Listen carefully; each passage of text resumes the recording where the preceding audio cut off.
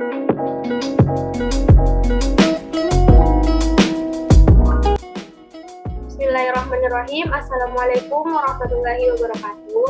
Perkenalkan, nama saya Humaira F dengan NIM O1A1200202 kelas A. Di sini saya akan membahas materi mengenai metabolisme karbohidrat dan metabolisme lipid untuk memenuhi tugas ulangan tengah semester biokimia farmasi. Baiklah, adapun topik pembahasan yang akan saya paparkan yaitu yang pertama, menjelaskan istilah glikolisis, glikogenolisis, glikogenesis, metabolisme, katabolisme, dan anabolisme. Yang kedua, perbandingan energi yang dihasilkan pada proses metabolisme glukosa secara aerob dan anaerob. Yang ketiga, menjelaskan hubungan metabolisme karbohidrat dengan metabolisme lipid. Yang keempat, perbandingan energi yang dihasilkan antara metabolisme lemak dan metabolisme karbohidrat. Dan yang terakhir yaitu penyakit terkait gangguan metabolisme karbohidrat dan metabolisme lipid. Baiklah, masuk di topik pembahasan yang pertama, istilah glikolisis, glikogenolisis, glikogenesis, metabolisme, anabolisme, dan katabolisme. Metabolisme merupakan seluruh peristiwa reaksi-reaksi kimia yang berlangsung dalam sel makhluk hidup. Metabolisme terdiri dari dua proses, yaitu katabolisme dan anabolisme. Katabolisme sendiri yaitu proses pemecahan molekul kompleks menjadi molekul yang lebih sederhana, sedangkan anabolisme adalah proses pembentukan atau penyusunan senyawa kompleks dari senyawa yang lebih sederhana. Selanjutnya adalah glikolisis. Glikolisis terdiri dari dua kata, gluko dan lisis, yang berasal dari kata glukosa yang artinya molekul gula, sementara lisis artinya adalah pemecahan. Sehingga secara harfiah, glikolisis memiliki arti pemecahan molekul glukosa atau gula menjadi asam tirukat. Selanjutnya, glikogenesis merupakan suatu proses anabolik dalam membentuk glikogen untuk menyimpan glukosa ketika kadar glukosa dalam darah tinggi, seperti saat sesudah makan.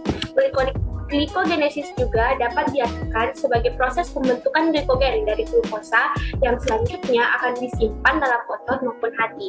Karena glikogen adalah suatu bentuk karbohidrat yang disimpan dalam tubuh yang sama dengan amilum dari tumbuhan.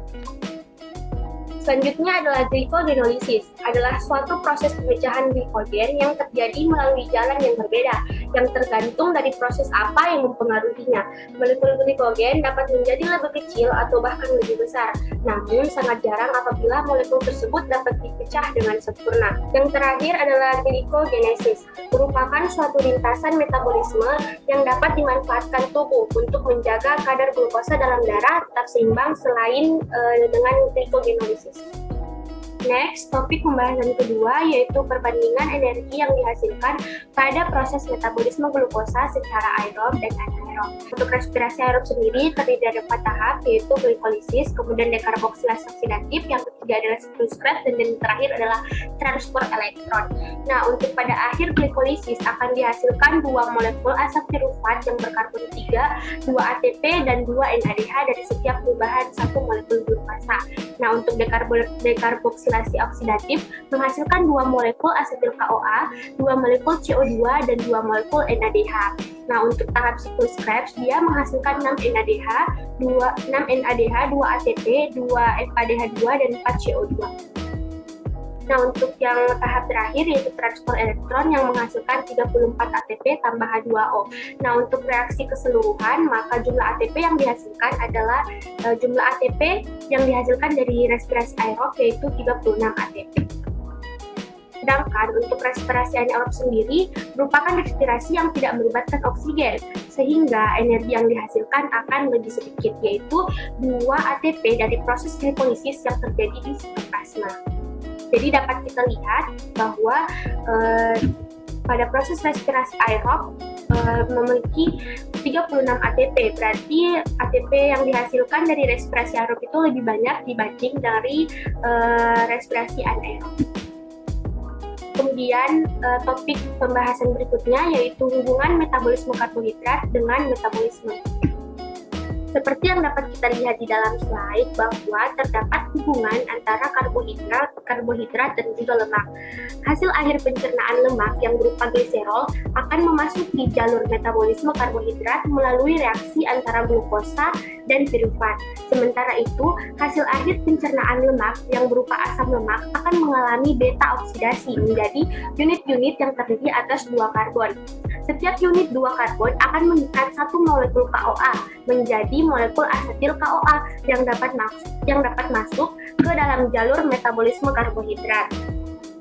Gliserol dapat berubah menjadi glukosa atau pirufat tergantung kebutuhan sel akan energi. Demikian halnya dengan asetil KOA. Jika sel tidak membutuhkan energi, maka asetil KOA yang berasal dari beta oksidasi akan disintesis kembali menjadi komponen lemak. Karbohidrat pun jika berlebih akan berubah menjadi lemak yang disimpan di jaringan lemak di bawah kulit atau jaringan adiposa. Selanjutnya adalah perbandingan energi yang dihasilkan antara metabolisme lemak dan juga metabolisme karbohidrat. Nah, untuk metabolisme asam lemak sendiri akan diubah menjadi asetil KOA. Kemudian asetil KOA ini akan dipotong sebanyak 6 kali karena asetil KOA mempunyai 2 atom C. Asam lemak C14, 7 asetil KOA berarti akan terjadi 6 kali potong.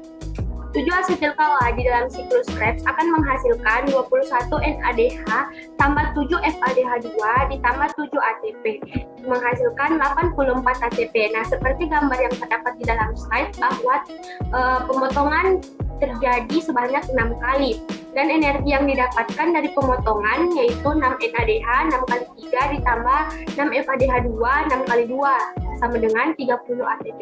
Jadi total keseluruhan yaitu 84 ATP ditambah 30 ATP dikurang 2 ATP sama dengan 112 ATP. Sedangkan untuk metabolisme karbohidrat seperti yang sudah saya paparkan tadi bahwa total keseluruhan ATP yang dihasilkan yaitu 36 ATP. Jadi dapat dikatakan bahwa metabolisme asam lemak lebih banyak dihasilkan ATP daripada metabolisme karbohidrat yaitu sebanyak 36 ATP. Dan topik terakhir adalah penyakit terkait gangguan metabolisme karbohidrat dan metabolisme. Nah, untuk penyakit yang saya ambil mengenai gangguan metabolisme karbohidrat yaitu diabetes. Nah, diabetes merupakan salah satu dari 3 penyakit kronis terbesar dan salah satu yang tertinggi yang menyebabkan kematian. Diabetes adalah gangguan kronis di mana tubuh tidak dapat membuat atau menggunakan insulin dengan semestinya.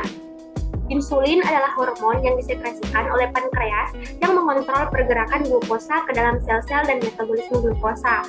Nah, ketika terjadi disfungsi insulin, maka akan terjadi kelebihan insulin dalam darah, dan hal ini akan dilepaskan atau dikeluarkan melalui urin. Nah, diabetes merupakan suatu penyakit menahun yang ditandai dengan kadar glukosa darah melebihi normal. Diabetes dapat juga didefinisikan sebagai gangguan yang ditandai oleh berlebihnya gula dalam darah, serta gangguan metabolisme karbohidrat, lemak, dan protein, yang bertalian dengan defisiensi absolut dan relatif aktivitas atau sekresi insulin, yang dimana diabetes ini diketahui merupakan penyakit degeneratif. Tidak ada obat yang dapat menyembuhkan penderita diabetes seperti sebelum terserang penyakit ini. Penderita diabetes membutuhkan waktu yang cukup lama untuk menjalani pengobatan. Penderita diabetes juga harus sangat memperhatikan petunjuk-petunjuk atau perintah-perintah dokter. Mulai dari pengaturan, menu makanan, jadwal kontrol, jadwal minum obat, olahraga, dan harus benar-benar dipatuhi dan dilakukan secara ketat. Adapun faktor risiko diabetes tipe 1 antara lain yaitu faktor riwayat keluarga atau keturunan. Seseorang akan lebih memiliki risiko mengidap penyakit diabetes apabila terdapat anggota keluarga yang memiliki penyakit yang sama. Yang kedua adalah faktor biografi. Misalnya yaitu orang yang tinggal di daerah yang jauh dari garis khatulistiwa seperti di Finlandia atau Sardinia, berisiko terkena diabetes tipe 1 karena kurangnya vitamin D yang bisa didapatkan dari sinar matahari, sehingga akhirnya memicu penyakit autoimun.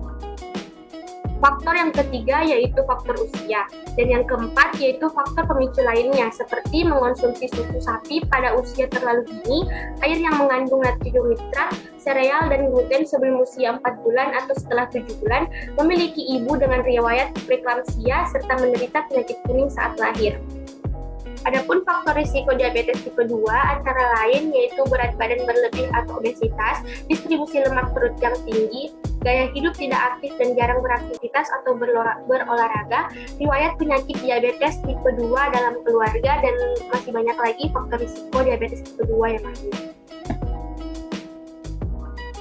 Adapun penyebab diabetes yaitu disebabkan karena adanya gangguan dalam tubuh, sehingga tubuh tidak mampu menggunakan glukosa darah ke dalam sel, sehingga glukosa menumpuk dalam darah.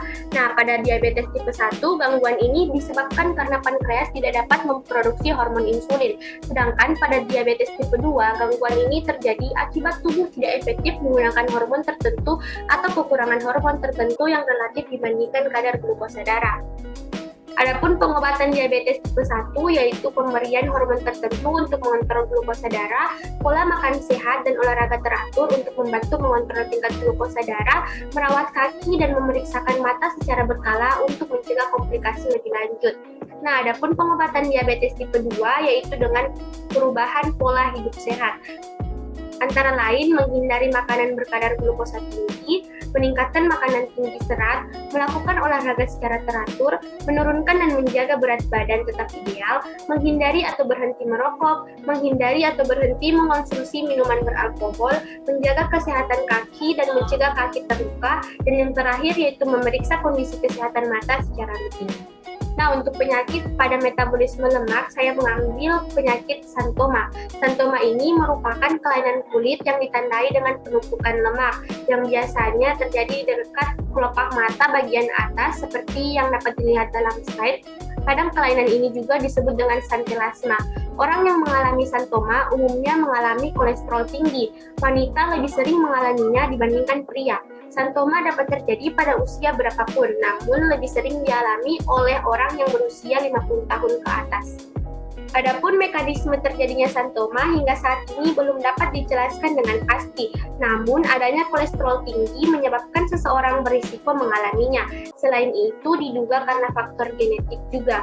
Bila dilakukan operasi dalam pemeriksaan mikroskopis dari jaringan yang diangkat, akan ditemukan gambaran banyak sel lemak. Nah, untuk pengobatan santoma sendiri, yaitu tindakan untuk mengangkat santoma dapat dilakukan dengan mengoleskan asam trikloroasetat 50-100%, laser dioda, atau operasi. Namun demikian, meskipun santoma telah dihilangkan, kemungkinan santoma untuk muncul lagi cukup besar, terutama bila penderitanya memiliki kadar kolesterol yang tinggi. Tetapi tak jarang pula pada sebagian kasus, santoma dapat hilang dengan sendirinya. Adapun daftar pustaka dari topik pembahasan yang saya bahas tadi seperti yang tertera pada slide. Sekian presentasi dari saya, kurang dan lebihnya mohon dimaafkan. Wassalamualaikum warahmatullahi wabarakatuh.